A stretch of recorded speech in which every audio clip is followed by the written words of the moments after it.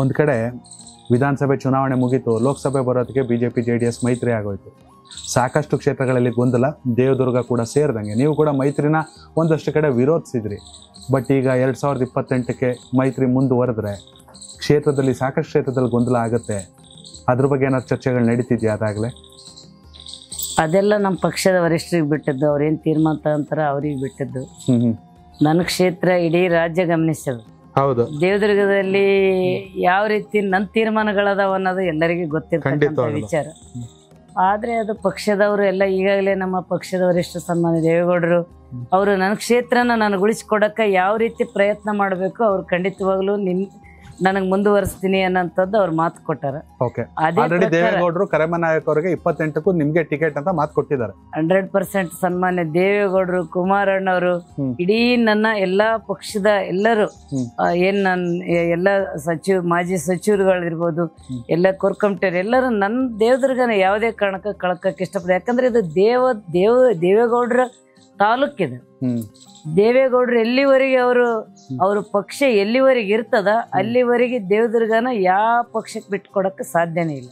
ಅದು ನನ್ನ ಒಂದು ನಂಬಿಕೆ. ಹಂಗಾಗಿ ಆ ಮೈತ್ರಿ ಬಗ್ಗೆ ನಾ ಚರ್ಚೆ ಮಾಡಕ್ ಹೋಗೋದಿಲ್ಲ. ದೇವದುರ್ಗ ನಮ್ದು, ಜಾತ್ಯತೀತ ಜನತಾದಳ ದೇವದುರ್ಗ, ಅದು ನಾನು ಉಳಿಸಿಕೊಳ್ಳಕ ಪ್ರಯತ್ನ ಖಂಡಿತವಾಗ್ಲೂ ಉಳಿಸ್ಕೊಂತೀನಿ. ಮತ್ತೆ ನನ್ನ ಪಕ್ಷದ ವರಿಷ್ಠರು ಕೂಡ ನಾನು ಉಳಿಸಿಕೊಡ್ತಾರ ಅನ್ನೋ ವಿಶ್ವಾಸ ಖಂಡಿತವಾಗ್ಲೂ ಮಾತು ಕೊಟ್ಟ. ನಿಖಿಲ್ ನಾಯಕತ್ವ ಇಡೀ ರಾಜ್ಯದಲ್ಲಿ ಚರ್ಚೆ ನಡೀತಾ ಇದೆ. ಜನರೊಂದಿಗೆ JDS ಜನತಾದಳ ಇಡೀ ದೇಶದ ಮಟ್ಟದಲ್ಲಿ ಚರ್ಚೆ ಆಗ್ತಾ ಇದೆ. 3 ವರ್ಷಕ್ಕಿಂತ ಮುಂಚೆನೆ ಶಸ್ತ್ರಾಭ್ಯಾಸ ಯುದ್ಧಕ್ಕೆ ಏನಂತೀರಾ ನಿಖಿಲ್ ಕ್ಯಾಪ್ಟನ್ಸಿ ಬಗ್ಗೆ? ಇಲ್ಲ, ನನಗ ಬಹಳ ಹೆಮ್ಮೆ ಅನಿಸ್ತದ.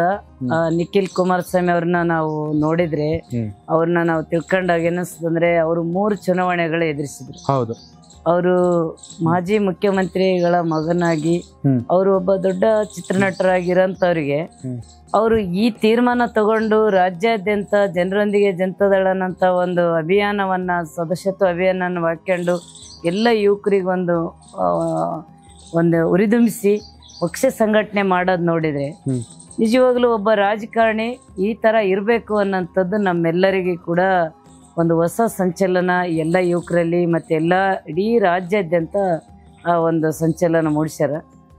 ಅವರಿಗೆ ಕೂಡ ಒಂದು ಒಳ್ಳೆ ಭವಿಷ್ಯ ಅದ.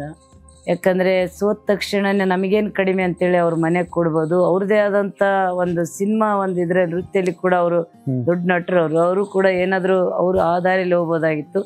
ಪಕ್ಷನ ಉಳಿಸ್ಬೇಕು, ನನ್ನ ಪಕ್ಷದಲ್ಲಿರೋ ಕಾರ್ಯಕರ್ತರನ್ನ ಮುಖಂಡರನ್ನ ಕಾಪಾಡಬೇಕು, ಇಲ್ಲಿ ಸಾಮಾನ್ಯ ಜನರನ್ನ, ದೀನ ದಲಿತರಿರ್ಬೋದು, ರೈತರನ್ನಿರ್ಬೋದು, ಮಹಿಳೆಯರನ್ನಿರ್ಬೋದು, ಏನು ಅವರ ಪಕ್ಷದ ಸಿದ್ಧಾಂತವನ್ನ ನಂಬಿಕೊಂಡು ದುಡಿಯಂತ ಇರೋಂಥ ಒಂದು ರಾಜ್ಯದಲ್ಲಿರೋ ಎಲ್ಲ ಜಾತ್ಯತೀತ ನಿಲುವುಗಳನ್ನು ನಾವು ಉಳಿಸ್ಕೋಬೇಕಂತೇಳಿ ಯುವಕರು ನಮ್ಮ ನಿಖಿಲ್ ಕುಮಾರಸ್ವಾಮಿರೇನು ಒಂದು ದೊಡ್ಡ ನಿರ್ಧಾರ ತಗೊಂಡಾರ.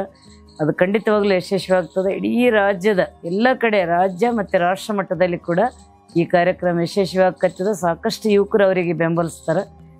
ಮುಂದಿನ ದಿನಗಳಲ್ಲಿ ಅವರಿಗೆ ದೊಡ್ಡ ಪ್ರಮಾಣದ ಭವಿಷ್ಯ ಅದಂತ ನನ್ನ ಒಂದು ಮನಸ್ಸು. ಓಕೆ, ನಾನು ನಿಮ್ಮನ್ನ ಪರ್ಸನಲ್ ಆಗಿ ಕೇಳೋದು, ಯಾಕಂದರೆ 99,544 ಮತಗಳು ನಿಜಕ್ಕೂ ಸಾಕಷ್ಟು ಚರ್ಚೆ ಆದಂಥ ಕ್ಷೇತ್ರ. ಆದರೆ ಅದೇ ರೀತಿ ಸುಮಾರು ಕ್ಷೇತ್ರಗಳನ್ನ JDS ಕಳ್ಕೋತು. ಮೇಲ್ಕೋಟೆ ಆಗಿರ್ಬೋದು, ಪುಟ್ಟರಾಜು, ಪಿರಿಯಾಪಟ್ಟಣ ಮಾದೇವ ಆಗಿರ್ಬೋದು, KR ನಗರ ಸಾರಾ ಮಹೇಶ್ ಆಗಿರ್ಬೋದು.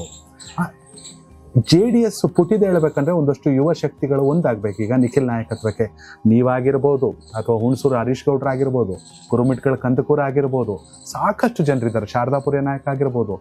JDSನ 2028ರ ಭವಿಷ್ಯಕ್ಕಾಗಿ ಏನು ಮಾಡ್ಬೇಕು ನೀವೆಲ್ಲ? ಇಲ್ಲ, ಈಗ ನಾವೇನು ಹೊಸ್ದಾಗಿ ಪುಟ್ಟಿದ್ದೇಳಂಥದ್ದೇನಿಲ್ಲ. ಇಲ್ಲಿ ಗ್ಯಾರಂಟಿಗಳ ಹೆಸರಲ್ಲಿ ಕೆಲವೊಂದು ನಮ್ಮ ಏನು ಸರ್ಕಾರ ನಡೀತದ, ಅದೇ ಮುಂದಿನ ದಿನಗಳಲ್ಲಿ ನಮ್ಮ ಒಂದು ಸರ್ಕಾರ ಬರೋಂಥದ್ದಕ್ಕೆ ಅವರೇ ಒಂದು ದಾರಿ ಮಾಡಿಕೊಡ್ತಾರ ಅನ್ನೋಂಥದ್ದು ನಮ್ಗ. ಕನೆಕ್ಟ್ ಕರ್ನಾಟಕ, ಇದು ನಿಮ್ಮ ನೆಟ್ವರ್ಕ್.